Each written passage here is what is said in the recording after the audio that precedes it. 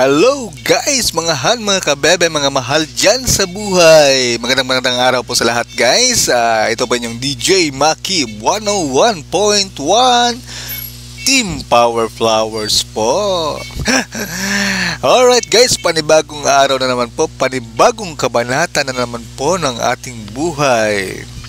Bago po natin simulan yung kwento natin guys, shoutout ko po muna yung mga nag-comment sa kwento ng asawa kong mayaman. Shoutout po dyan kay Lodi Yeng. Thank you so much Lodi sa pag-comment lagi po at sa pag-like po ng mga videos ko po ng asawa kong mayaman. And thank you so much din po kay Lodi Jayana. Hello Jayana. Jayana pala to.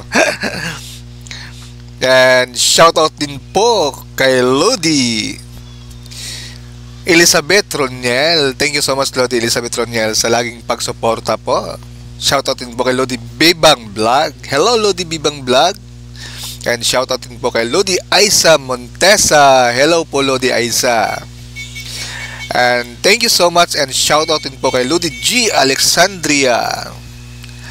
Shoutout din po kay Lodi Ruel Mendoza. Hello Lodi Ruel Mendoza, thank you so much po sa laging pagsuporta po sa mga videos ko po.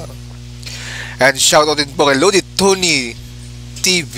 Hello Lodi Tony TV, I hope okay ka lang dyan. Thank you so much sa pag-comment and sa pag-view po ng asawa kong mayaman. And shoutout din po kay Lodi Janalim Morales Tapis. Thank you so much Lodi Janalim Morales Tapis. And thank you so much din po kay Lodi Jayana. Hello Lodi Jayana. Maraming salamat po talaga Lodi. Alright guys, hindi na po natin patatagalin to yung kwento ng asawa kong mayaman. Sana all. Natigilan ang mga miyembro ng pamilyang So, lalo na sina Sowen at Son Yumei. Bakas sa mga mukha nila ang lubos na hindi paniniwala. Kinaway-kaway ni Son Yumei ang kanyang kamay. Zhao Gang, malamang nawalan ka ng malay. Bakit pipiliin ng pamilyang yan si Qinyu? Maliban kung ang pamilya yan ay bulag, ito ay hindi isang posibleng desisyon. Tumingin si Zhao Gang kay Son Yumei nang may malamig na mga mata at sinabing, ayaw ko rin maniwala. Ngunit pinili ng pamilyang yan si Qinyu. Idinagdag ni Su Yan nang may pag-aatubili. Naaalala mo pa ba ang babaeng iniuwi ni Qinyu ilang araw na ang nakalipas? Ang babaeng iyon ay si Miss Yan. Naputol ang tunog ng balita mula sa telebisyon kay Su Yan. Ang media ay naguulat sa piging ng pamilya yan. Nakita nila si Qinyu na nakatayo sa entablado, kumpiyansa na nagsasalita ng may kalmado. Ang pinaka nakakagulat, lumitaw din si Zhao Gang sa screen. Lalong kitang-kita sa spotlight ang hiya at panghihinayang sa mukha niya. Damn it, tumayo si Zhao Gang sa galit. Sa wakas ay napagtanto niya kung bakit may spotlight sa kanya. Ang layunin ay para sa lahat ng nasa Jiangcheng City na tingnan siya bilang isang mapagkunwari at hamak na hamak. Ang mukha ni Son Yumei ay pininturahan ng paghihirap. Paano? Paano ito naging posible? Umupo din si Sowen sa katahimikan na may naguguluhan na ekspresyon sa kanyang mukha. Si Qinyu ay hindi karapat-dapat para dito. Sinabi ni Son Yumei sa pamamagitan ng pag-igting ng mga ngipin. Nakanganga ang kanyang mga ngipin habang hawak ng mahigpit ang kanyang cellphone sa kanyang kamay, nais ni Zhao Gang na gumapang sa isang butas. Biglang may naisip si Son Yumei. Grabe ito. Ngayong pinili na ng pamilyang yan si Qinyu, gagantay ba siya sa atin? Nagdilim din ang mukha ni Sowen matapos marinig ang kanyang mga sinabi. Hinding-hindi niya tayo pababayaan. Nagsimulang makaramdam ng takot si Sowen matapos isipin ang lahat ng mga sarkastikong salita na binaril nila sa kanya kanina. Biglang naisip ni Son Yumei si Old Mr. Su. Bilisan mo, kausapin mo ang iyong ama. Malalaman niya ang gagawin. Ang matandang Mr. Su ay ang tanging tao na tinatrato si Qinyu na parang tao. Baka makahingi siya ng tawad. Ang buong pamilya Su ay sumugod sa silid ni Old Mr. Su. Ang matandang Mr. Su ay nakaupo sa loob ng kanyang silid na nakakaramdam ng pagkabalisa. Ang pag-alis ni Qinyu ay isang malaking dagok din sa kanya. Tay, tumigil ka sa pagluluksa. Mangyaring makipag-usap kay Qinyu at humingi sa kanya ng tawad para sa ating lahat. Sabik na tanong ni Son Yumei. Nalilito ang matandang Mr. Su sa nangyayari. Nagmamadaling sinabi ni Son Yumei, bueno, Hindi ko alam kung paano ito ipapaliwanag sa napakaikling panahon. Sinabi ni Suwen, sa pangkalahatan. Kailangan nating makuha ang kapatawaran ni Chin Yu sa lalong madaling panahon. Mas mabuti pa kung maibabalik natin siya sa ating pamamahay. Hindi napigilan ng matandang Mr. So na umiling. Gumawa ng matatag na desisyon si Chin Yu nang umalis siya. Naunawaan ng matandang Mr. So na hindi na siya babalik. Mahinang iwinagayway ng matandang Mr. So ang kanyang kamay. Kayo ang nagpilit sa kanya na umalis. Sa tingin mo ba babalik siya dito dahil lang sa hiniling mo sa kanya? Subukan mo lang siyang kausapin. Kung hindi siya babalik, ito na ang magiging katapusan ng ating pamilyang Su. Mukhang naalarma si Suwen. Hindi siya pinansin ng matandang Mr. So. Ikinumpas niya ang kanyang kamay at bumulong, hayaan mo na. Hayaan na. Ito ang tadhana. Hindi ko dapat siya naging makasarili sa aming pamilyang So noong una. Kung ano ang umiikot ay dumarating. Nakita na ito ng matandang Mr. So. Galit na tumugon si Sun Yumei. Wala kang silbi kapag kailangan ka namin. Di bale, pupunta ako. Ako mismo ang gagawa. Ayaw kong maniwala na tatanggihan niya ako. Matatag na sabi ni Sun Yumei. Samantala, si Chin Yu ay nakaupo sa looban ng Dragon Paradise Villa na tulala. Hindi komportable si Chin Yu sa pagtrato sa kanya ng pamilya Su. Wala nang nararamdaman si Chin Yu sa pamilya Su. Hindi maipaliwanag na pagkasuklam at pagkasuklam lamang ang naramdaman niya sa kanila. Mabilis na tumayo si Chin Yu. Tumingin siya sa malayo at bumulong. Hindi na ako magiging duwag gaya ng dati. Ang mga bagay sa nakaraan ay lampas na sa katubusan, ngunit maaari nating ituloy kung ano ang nasa hinaharap. Biglang pumasok sa villa ang sasakyan ni Yan Ruizo sa sandaling iyon. Mag-isa na lumabas si Yan Ruizo nang huminto ang sasakyan. Nang makita ni Chin Yu si Yan Ruizo, nagdulot ito ng ngiti sa kanyang mukha at inalis ang madilim na kaisipan sa kanyang isipan. Tumayo siya at nagmamadaling lumapit sa kanya. Sabi niya na may pagtataka, Miss Yan, ano ang nagdala sa iyo dito? Ngumiti si Yan Ruizo habang tinitingnang mabuti si Chin Yu. Ano ang pakiramdam mo ngayon? Nag-isip sandali si Chin Yu at sinabing, Phil. To be honest with you, first time kong maging sentro ng atensyon. At first time ko rin natikman kung ano ang pakiramdam ng respetuhin. Biglang tumili si Yan Ruizo. Tumayo siya sa mga tiptoe, tinapak ang ulo ni Chin Yu, at sinabing, alam mo ba na kapag may mas malaking atensyon ay may mas malaking panganib? Mga panganib, kumunat ang noo ni Chin Yu, hindi maintindihan ang kanyang sinasabi. Paliwanag ni Yan Ruizo. Alam mo ba kung bakit ganyan ang target ni Uncle Wu ngayon? Mababa ang tingin niya sa iyo. Hindi lang si Uncle Wu ang gagawa nito.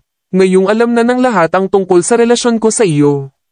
Mas maraming tao ang sadyang susubukan na maghanap ng mali sa amin. Hindi gumawa ng ingay si Chin Yu. Tumayo siya roon, nag-iisip sandali, at pabirong sinabi, ang ibig mo bang sabihin ay parang karibal sa pag-ibig, sa impyerno kasama ka. Binigyan ni Yan Ruizo si Chin Yu ng isang galit na titig. Sinabi ni Yan Ruizo sa isang mahigpit na tono, pero may katuturan ang sinabi mo. Napangiti si Chin Yu ng mapait. Walang alinlangan na naisip niya ang mga kahihinatnan. Dahil si Yan Ruizo ay isang pambihirang babae. Hindi mabilang na mga tao na may impluwensya sa lipunan at politika ang bumaril para sa kanya. Kahit na wala sa opisyal na relasyon sina Chin Yu at Yan Ruizo. Medyo malinaw na pinaburan ni Yan Ruizo si Chin Yu. Natatakot ka ba? Napakurap si Yan Ruizo at nagtanong. Tumingin si Chin Yu kay Yan Ruizo na may matatag na ekspresyon. Hanggat maaari akong nasa tabi mo, kahit na may matinding panganib na naghihintay sa akin, tulad ng bundok ng mga espada o dagat ng apoy, pool ng dragon o yungib ng tigre. Hindi ako matatakot, naging matindi ang kapaligiran, nagkaroon ng hindi tiyak na tensyon sa hangin. Ang mga mata ni Yan Ruizo ay malinaw na parang tubig. Ang kanyang mahabang buhok ay damaloy sa hangin, marahang hinahaplos ang mukha ni Chin Yu. Isang dampi ng kaakit-akit na pula ang lumitaw ng hindi inaasahan sa mga pisngi ni Yan Ruizo. Matapang na tinanong ni Chin Yu, Miss Yan, maaari ba kayong magkasama? Tila kahit si Yan Ruizo ay hindi inaasahan na magiging matapang si Chin Yu. Tinitigan niya si Chin Yu nang may pagtataka nang walang sinasabi ng mahabang panahon. Staying with me. Magiging delikado. Tinitigan ni Yan Ruizo si Chin Yu gamit ang malalaking mata nito. Hindi ako takot. Ang tingin ni Chin Yu ay lubos na determinado.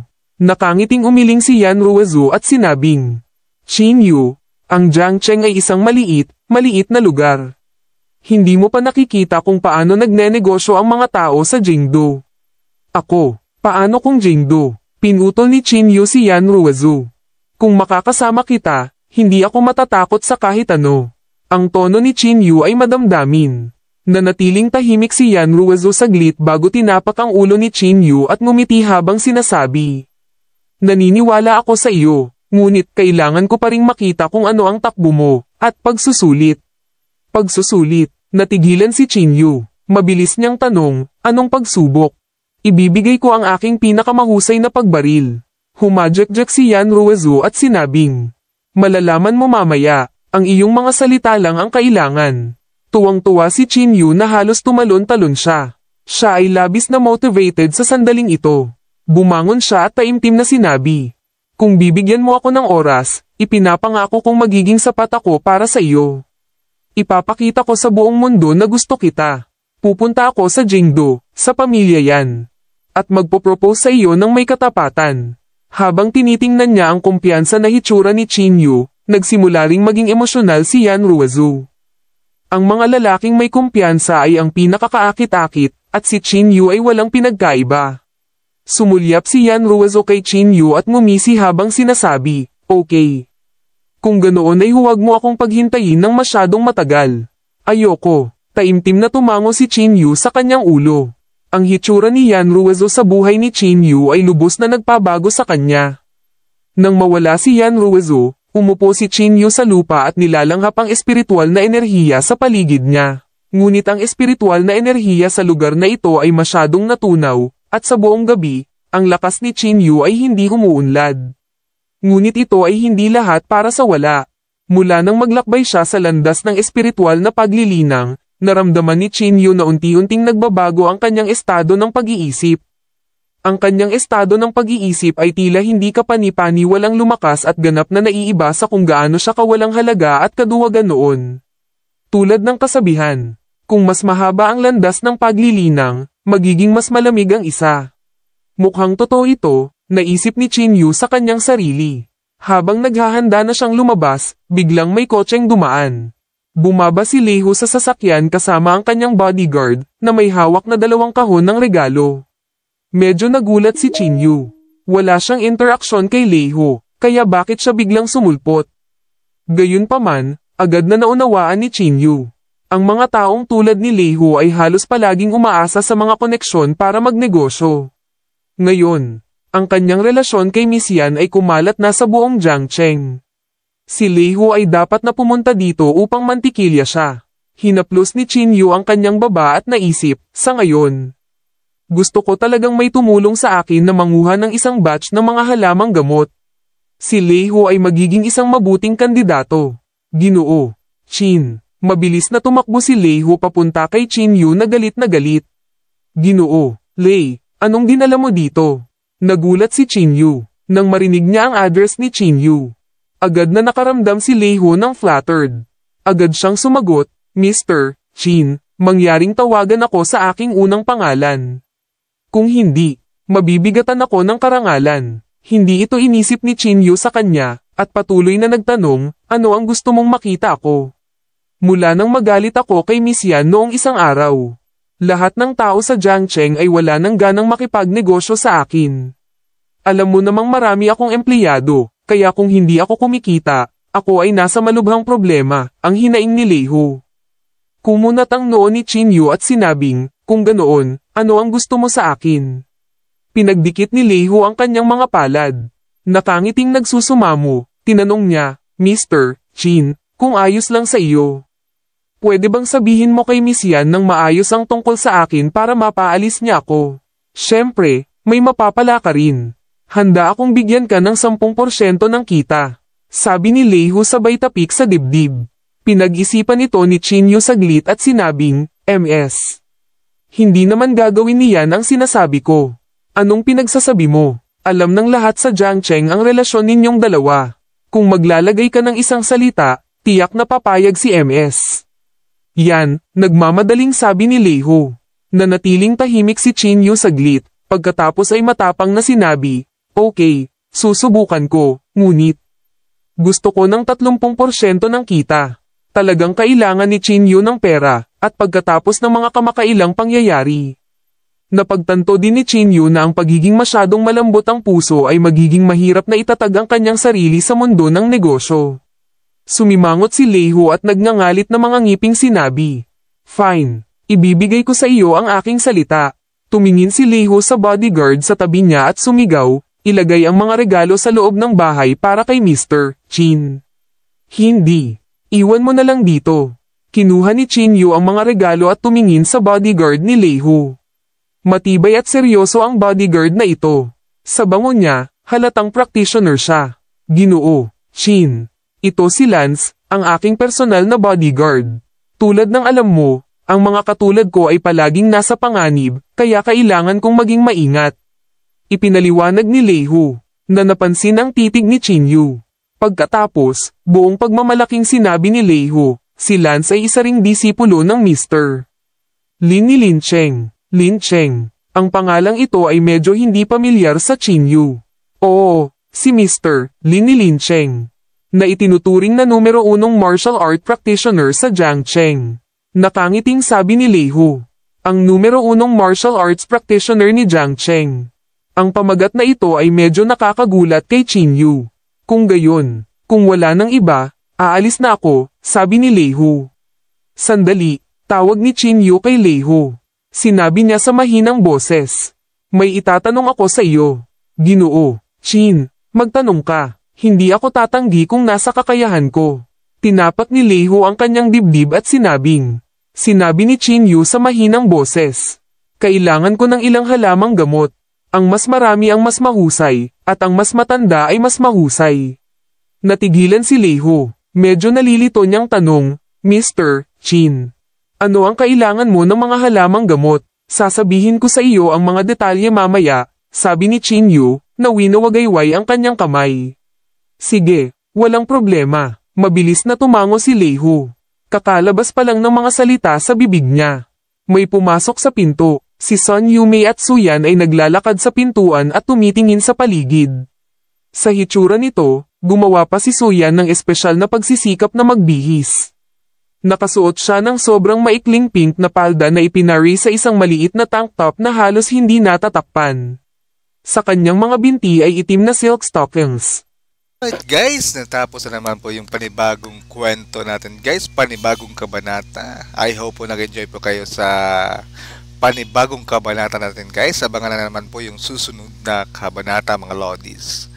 Ito po yung DJ Maki 101.1 Team Power Flowers po. Nagpapasalamat po sa inyong lahat guys. Kung nagustuhan nyo po yung kwento na ito, paki-share na lang po and like. Alright guys, have a nice day po at ingat po lagi ang lahat mga Lodi. Bye bye, see ya!